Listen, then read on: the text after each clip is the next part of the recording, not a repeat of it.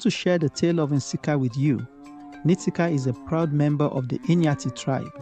The iNyathi tribe, like all other tribes in Nyota, believe they are the best of the tribes. The iNyathi call the magnificent grassy spine their home, an area of rolling hills and rocky outcrops that make for the perfect grazing land. Ntsika loves living in the grassy spine. It's a place that offers complete freedom to a young iNyathi calf such as himself.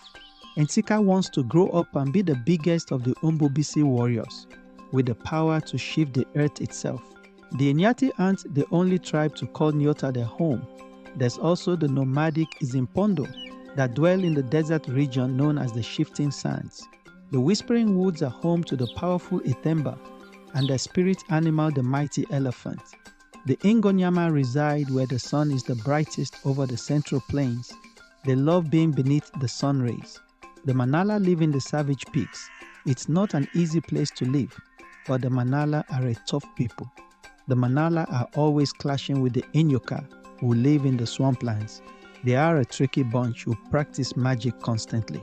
Where the sun rises, live the Ngabonakali.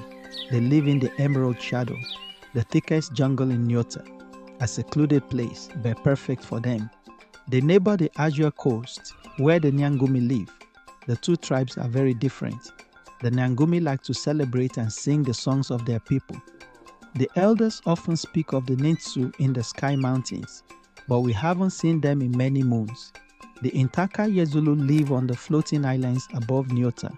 They are the knowledge keepers and historians of Nyota. The tribes of Nyota don't get along anymore, but this wasn't always the case.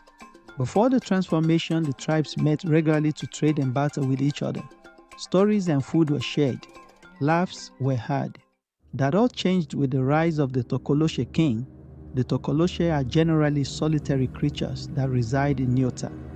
Using dark magic, the Tokoloshe king unified them into a solidified unit of destruction.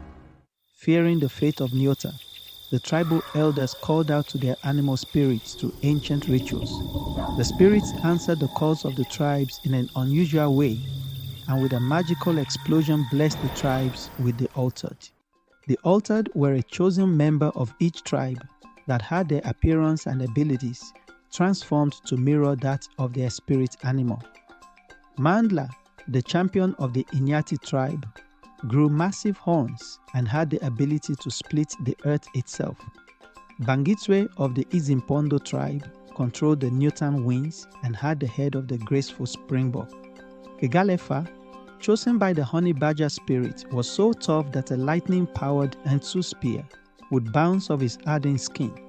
Together with the altered, the tribes of Nyota defeated the Tokoloshe king and his army, bringing forth a time of peace in Nyota. Over the years of the transformation, each tribe became closer and closer in appearance to their animal spirits, taking on their forms and characteristics. The tribes didn't take these changes well in the beginning and shunned the original altered for bringing this curse upon their people. The last of the altered was seen over 500 summers ago. Thebe was witnessed disappearing deep into the Whispering Woods after the Itemba people banished him from his village. This brings us to the current point in time, where the tribes have accepted their new normal and embraced the changes of the transformation. Why our young iNyathi warrior Ntsika ate dinner with his family in their hut on a bright moonlit night, a loud shriek was heard across the village. "Chief, quickly come look!" Ntsika and the other villagers ran to where the scream had come from. There, standing in an open clearing, was the spirit animal of the rhinoceros. The older villagers whispered in shock, "It can't be." And the rhino spirit has not been seen from before the great Tokoloshe King's War. There is an age-old prophecy in Nyota that the Impi Yankutu or rhinoceros tribe would one day return. The tribe was said to be a tribe that wanted to enslave and dominate all of Nyota. They worshipped the rhino spirit and believed that through force, no barrier was impenetrable. They called the Valley of Shattered Bones their home and didn't respect any of the other tribes. The 10 tribes joined together and in a war that many would like to forget, crushed the Impi Yankutu to the point that none were said to have survived. Over the years, the truth of the rhinoceros people became a fable, and their spirit animal faded from the lands of Nyota. So seeing the rhinoceros spirit standing in the grassy spine must mean that the prophecy of the Impi Yankutu's revengeful return must be coming true. The chief and the elders discussed what this new revelation could mean and how to stop resurgence of the rhino tribe. They came to the only logical conclusion. They decided that they must make contact with Mandla, the iNyathi altered. He is the only member of the iNyathi old enough to have lived through the time of the Tokoloshe king. The uncertainty of what the rise of the rhinoceros' spirit could mean for the tribes in Nyota, and specifically the iNyathi, meant that Ombubisi warriors would need to stay and protect the villagers in the grassy spine. It was decided that a young iNyathi that showed promising connections to earth magic should be the one take on this task. The elders chose Ntsika to be their voice and make the perilous journey deep into the grassy spine to where the iNyathi territory bordered the Etemba's whispering woods. The elders were not sure on the lifespan of the altered, but this is where it is said that Mandla, the champion of the iNyathi, was last seen. Ntsika, being a brave member of one of the most resilient tribes in Nyota, accepted the ask of the chief and his council of elders. The young calf, quickly making his way to becoming a bull, set forth one night when the moon was at its brightest. He had been warned of the creatures that existed outside of the protection of his village, but Ntsika was determined to do what he could to save his people and the beloved grassy spine. As the days passed, Ntsika began to enjoy his journey to the edge of the grassy spine more and more.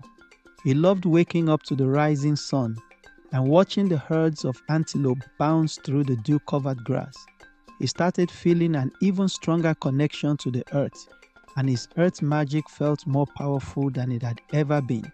He found himself in deep, one-sided conversations with the buffalo spirit at night as he listened to the crackling of the fire, asking the spirit for guidance and reflecting on how much he loved being part of the iNyathi. He remembered the times of when his father took him out into the grassy spine to hunt game, waking him up early with a cup of warm water that had soaked up the flavor of the vuka vuka beans. He missed home but felt a belonging when being surrounded by nature at its purest and fending for himself. He felt like he was firmly within the circle of life and that things were meant to be this way. One night, while contemplating what it is going to be like to meet the great and powerful Mandla, Ntsika heard a rustle in the bushes behind him. With slight hesitation, Ntsika stood up and went to check. As he approached the bush, a man lunged out at him. The man was very good looking and went straight for his throat.